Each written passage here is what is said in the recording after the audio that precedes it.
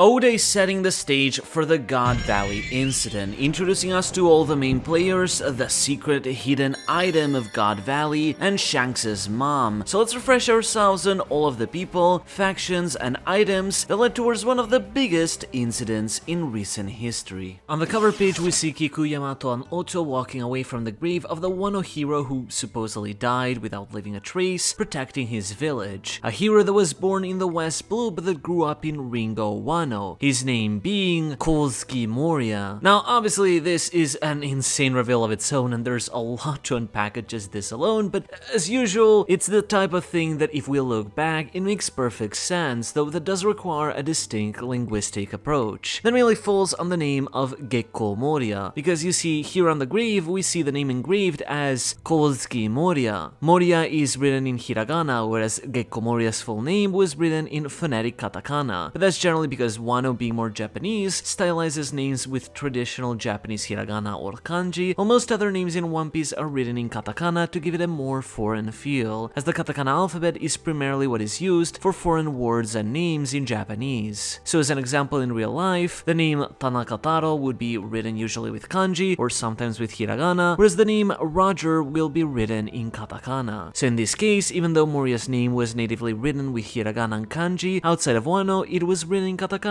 as Gekko Moria. But what interests us is his family name, Kozuki. Of course, this is the same name as the main clan of Wano, where the title of shogun is passed down, from Sukiyaki to Oden and to Momonosuke and Hiyori, with Toki being born as Amatsuki Toki but taking the name Kozuki Toki after marrying. In Moria's case, it's possible that since he was born in the West Blue but later based in Wano, maybe he married into the family somehow and was still given the same name despite being a man, but I see that as a difficult thing, given not only that his wife would more logically inherit his family name given the traditions, but also the fact that timeline-wise, he would have had to get married at a time when we already knew most Kozuki in the story, so it'd be kind of weird if Oden just somehow had a hidden sister that Moria married all this time. I think what makes more sense is that Moria is a descendant of the Kozuki that, similarly to Zoro's clan, who set out to East Blue, long ago set out to West Blue, and Moria was born there but wished to return to his clan's homeland to regroup with his people, and did so at a young age, where he eventually was raised there in Ringo. The key detail here is that it was stated that this person was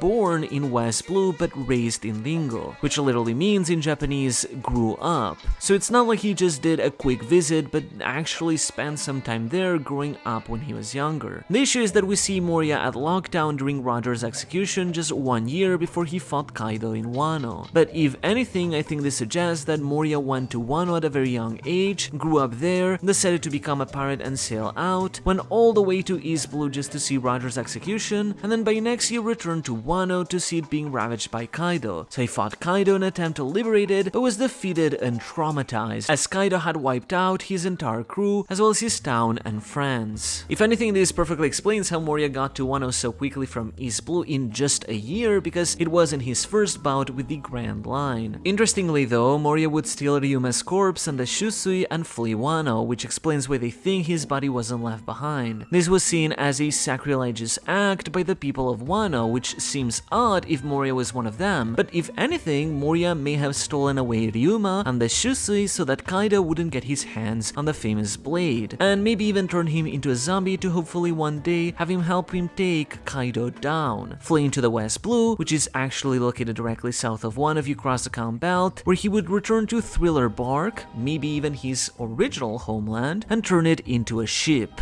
biding his time, lazing away with his grand plan. Now alternatively, it's also completely possible that Moria was just someone from West Blue, but he did something so honorable when he was growing up in Ringo that he was still accepted into the Kozuki family or awarded the name in some way. But regardless of how he got the name, it's certainly odd that he's considered a Kozuki when his name is Gekko Moria after all, which doesn't explain the two different family names, unless you speak Japanese. Because you see, as we see it here and as it is written generally, Kozuki is formed by the kanji for light and moon, Hikari and Tsuki. While the reading is reversed to sound more poetic like a family name, Kozuki, the meaning of this kanji is moonlight, which in Japanese can also be pronounced as Gekko. Do you now realize Gekko, or written in katakana as Gekko, is just an alternate reading of Kozuki? So the are in fact not two different family names, but one and the same, just pronounced in different ways because of how Japanese works, where words can be pronounced in different ways. It's something that I thought, haha, it's a funny coincidence many years ago, but never really thought would actually come to pass this way and actually was meant to be. This is particularly clever once you consider that Gekko Moriya's name already has so many layers to it. For one, beyond the fact that Gekko means moonlight when read in katakana, relating to the night that shrouds Thriller bark and casts shadows, the name relates to his animal theme. Like a lot of other Shichibukai, he is named after an animal. In this case, the gecko, as the official romanization is with a CK, like the animal. We see this in the attack where he creates a shadow gecko to stab Lil Ors Jr., as well as his final form of Shadow's Asgard, where he takes the shape of a gecko with a large bulbous neck, just like those of geckos who inflate them to intimidate their enemies. But at the same time, Moriya is special because he has a second animal name hidden in his full name, as when read together, Gekko Moriya includes the word komori in the middle, which is the Japanese word for bat, as seen in the bats that he unleashes with some of his shadow attacks. So all of this nuance on top of the Kosuke name, whether it was a coincidence or not, is actually very clever. We're not done yet though, because now knowing that Moriya grew up in Wano makes us question if there's other hidden connections there, particularly with the absolutely insane crazy crack theory that somehow now seems very canon, that Perona was from Wano as well. After all, we know that Moriya adopted Perona from a young age and raised her like his own daughter, for which she considers him her father and cares much for him. Ignore the point where she tried to flee Thriller Bark without him, but she did come back for Moriya and freed him from Hachinosu after Teach jailed him, so now they're back together. Timeline-wise, it would kinda line up, as Perona is 25 years old, while Moriya left Wano 23 years ago after losing to Kaido, so he could have adopted her after she was either abandoned or separated from her family. But crazily enough, the idea that Perona could be related to Toko of all people is actually not that crazy. Both have pink hair, both have defined eyelashes around their eyes, and both were adopted, with Toko having been adopted by Yasuye after she lost her father at a very young age. Though given how Toko is 6, they have about 2 decades apart, so either they're slightly more distantly related, like aunt and niece, or maybe there's just a really big gap between their parents having them. But even thematically this would fit, as Perona is all about generating hollow hollows that cause depression and sadness, whereas instead Toko was cursed by eating a smile fruit, which is interesting to think about thematically. Some people have even associated the father to be Mr. Momora of the Roger Pirates, who we even see later in this chapter due to the eyes and pink hair, perhaps at a time where he would have ended up in Wano after the crew's disbandment, though he would have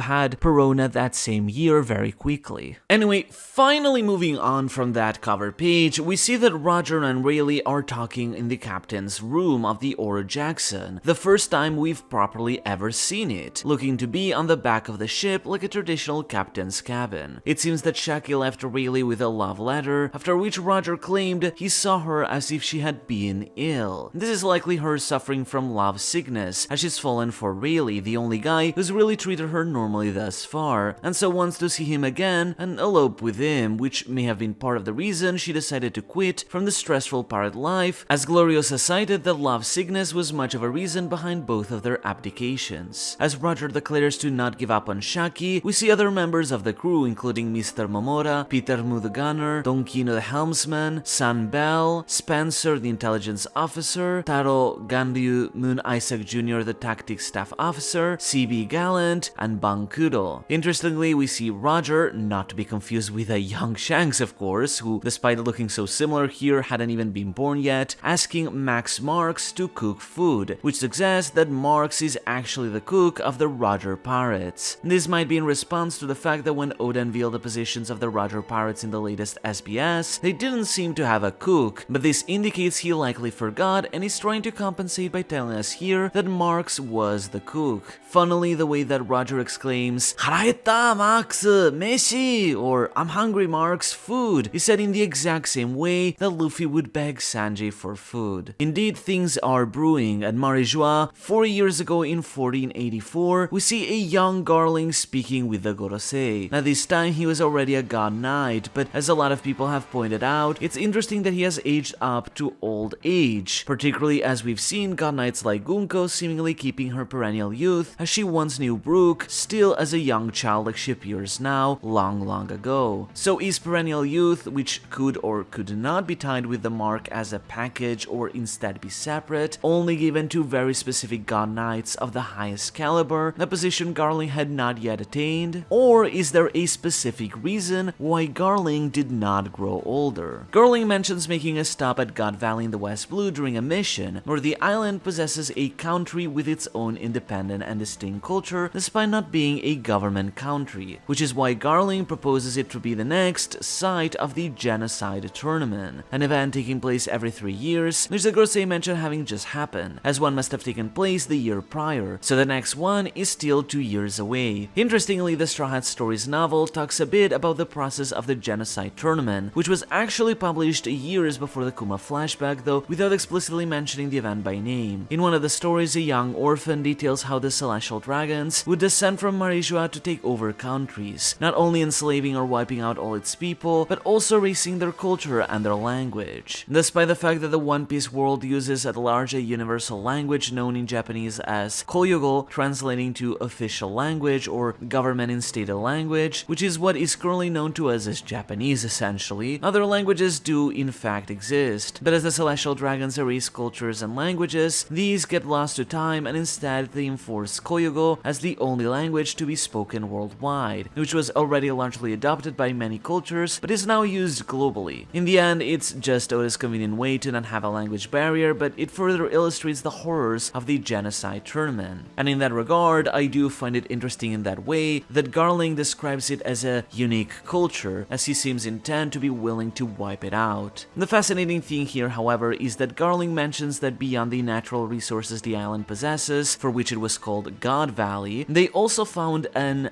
unbelievable thing there, and claims that the Ontai, or boss, which if you remember is the term the God Knights use towards Imu, will be very satisfied. What this is, we don't know, he just calls it a thing, though he describes it as tondemonai, or unbelievable, a term that even Roger used to describe the One Piece itself when he found it, so that should tell you the level of importance this attributes to this thing. I don't think it's just a small item like the Dalford prizes for the tournament, as something small they could have seized by force while staying there, but rather something that they seemingly need to seize the entire island for to achieve. But again, we could be misunderstanding things here, but certainly it's something worthy enough to please the boss. First though, let's check in at Hachinosu, where Shaki's bar is seeing its business booming. As indicated by the previous Garling scene, this is still 40 years ago. We see that much like in the future, Shaki is still as much of a ripoff, mistreating their clients unless they are people she takes a liking to, such as Luffy. We see Rox enjoying himself at the bar with Lin, Otsuku, Stussy, and Newgate, likely having priority access due to owning the island. But as Stussy points out, Shebak doesn't seem to have eyes for Shaki anymore, as he seems to have found someone else to love, even to the point where he seems as if he got hitched with a kid. Of course, we are talking of Teach, who was born 40 years ago, and so it seems that in this time, as we expected, Shebak found another woman to love, and he left her pregnant. And for as much of a scumbag as he is, you can't blame him for not being loyal to her, not having eyes for Shaki anymore. Interestingly, Lin seems to know about it, or rather probably figured it out from her female intuition, but Shebak strictly told her to keep this matter confidential. After all, a child is one's greatest weakness. The Roger pirates show up at the bar, and Shebak is immediately clashing with him, but the two can fight, as Shaki's rule is that pirates can brawl in her bar. Funnily, the interactions between Roger and Shebak here are not too dissimilar from those of Luffy and Teach's first encounter, also at a bar, though in this case it does seem the two have already previously clashed and met before. Thus, they would not settle things here. Roger is interested in drinking with Whitebeard, as we'd later see the two would grow close, drinking many times together, such as in their final encounter, but in this case particularly Whitebeard walks out. Interestingly, it looks as if his mustache is even grazing the edge of the door. Shaki asks Roger to meet Rayleigh, Rayleigh, but he mentions that Rayleigh stayed back on the ship, where we see him singing Binks' sake right next to the giant egg. What seems to be happening is that both of them are inadvertently looking out for each other. When Roger found out that Rayleigh got a note from Shaki, he ended up being very bummed out, as we see at the start of the chapter, because it's the point where he likely realized that Shaki did not have eyes for him and that he had to give up. But after thinking about it, he decides to still go to Hachinosu, claiming that pirates should take what they want. While this comment is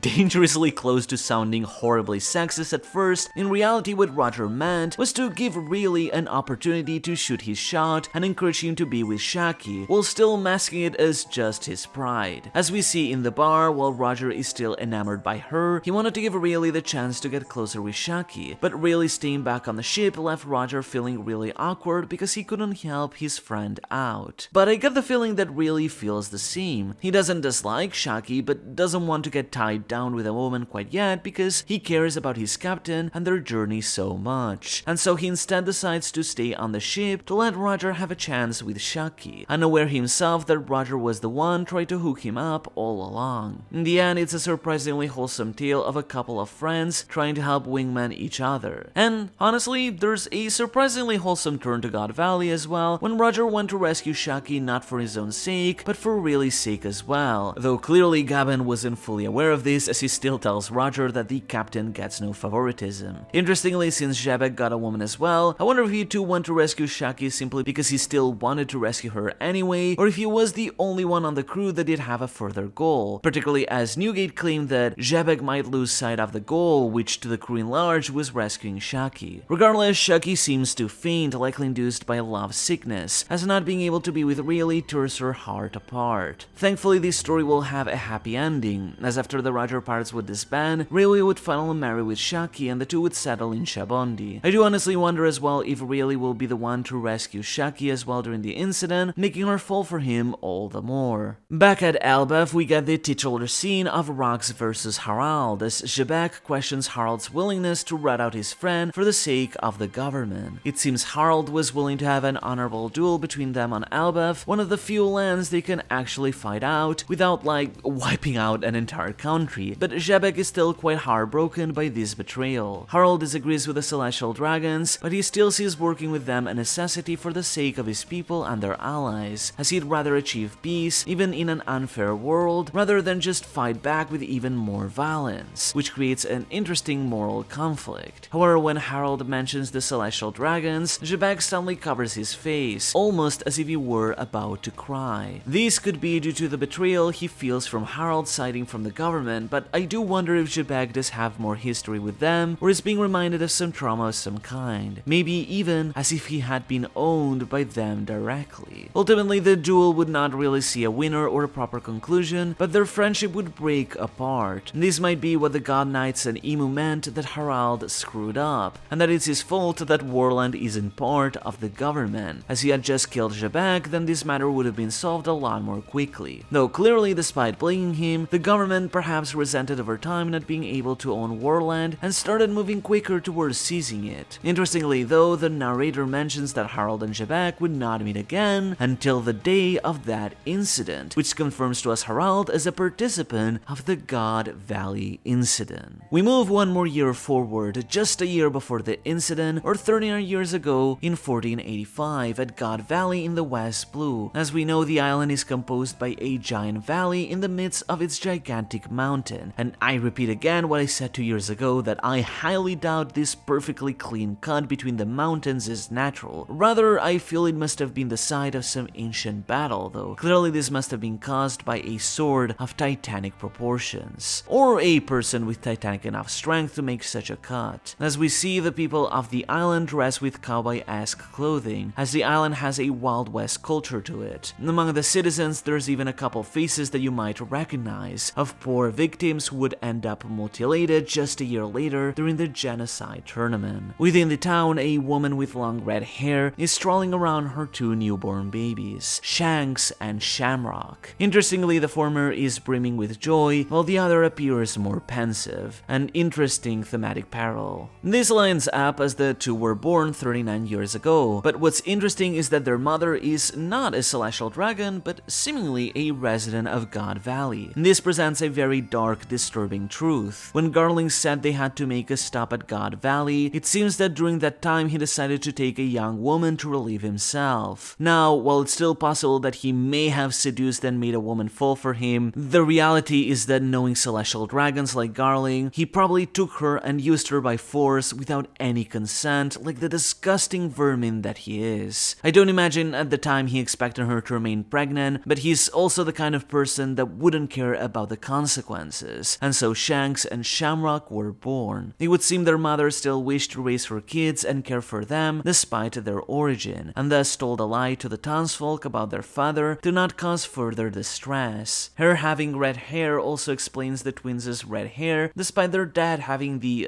banana hair. This finally answers some things, because it was stated that Shanks was a native to the West Blue, but also further Shanks brought Whitebeard some alcohol during their encounter, which he claimed came from his homeland in the West, which wouldn't make sense. He was born in Marijois. But this finally explains it. He was a native of God Valley. He simply had a celestial dragon father that conceived him there. What's interesting though is the fact that Shamrock still retained his nobility, despite being the child between a celestial dragon and a commoner. And Shanks seemingly did too, considering that he was able to return to Marijois at one point and be given a tattoo with the symbol of the God Knights, which suggests to us that he either decided to follow Emu or purposefully pretended to do so for the sake of some greater plan, but at the very least, even just briefly, he was still accepted in the Holy Land. But the point is, even mixed blood can be recognized as celestial dragons, which is interesting to think about the implications. We saw with someone like Charlas that he took several women as his wives, who by all means were his forceful slaves, and Jeannie in much the same way was taken by some celestial dragon to be his wife, left discarded when she was pregnant, though that seems to have been more due to the sapphire scales than due to being pregnant. Interestingly, this would have made Bonnie eligible to be a celestial dragon by this logic, unless there was some bigger requirement, but it makes sense that Bonnie became a wanted pirate, and her being a bargaining chip against Kuma killed all of those chances. Though it certainly gives an idea for how the Godosei operate when Saturn saw even her as someone beneath him. Conversely though, Shanks also was already a pirate apprentice on Roger's ship when he went to Marijois, but perhaps he was able to provide something in exchange or show his loyalty in such a way that they were still willing to accept him. This does however put things into perspective on how things played out. Garling left the mother pregnant 40 years ago, and a year later the twins were born following the usual 9 months of pregnancy. When Garling came back to God Valley for the genocide tournament the next year, he likely found out about his children, and thus was willing to take them for himself, eventually raising Shamrock as a God Knight. Though frankly, I wouldn't be surprised if Garling could care less about the very woman he impregnated, and if she maybe even died to his hands. Shanks, however, would be stuffed inside a treasure chest for some reason, and as such would accidentally be stolen by Roger, who would then adopt him and raise him as his own child. Alongside Buggy, of course, but we still don't know exactly when Buggy joined Dean, but it clearly was at a very young age, though we don't know for sure if it was God Valley or sometime later. And so with this, the stage is set, as are its major players. God Valley, the island holding a mysterious thing of great value to the government, is spotted by Garling. Shaki, the treasure of Hachinosu, to be kidnapped by the government during this tournament, spurring many pirates to rescue her, including of course the Rocks pirates. Legendary devil fruits being offered as prizes, which are seen as the key to escape by Kuma, Ivankov, and Genie. The Roger pirates coming to rescue Shaki and joining forces with Garp to finally bring down Rocks. And Harald also playing in some form where he would meet with Zebek again and still survive the incident. All the pieces are set for an incident of historical proportions. The God Valley incident, as long as Oda doesn't skip it again, that is.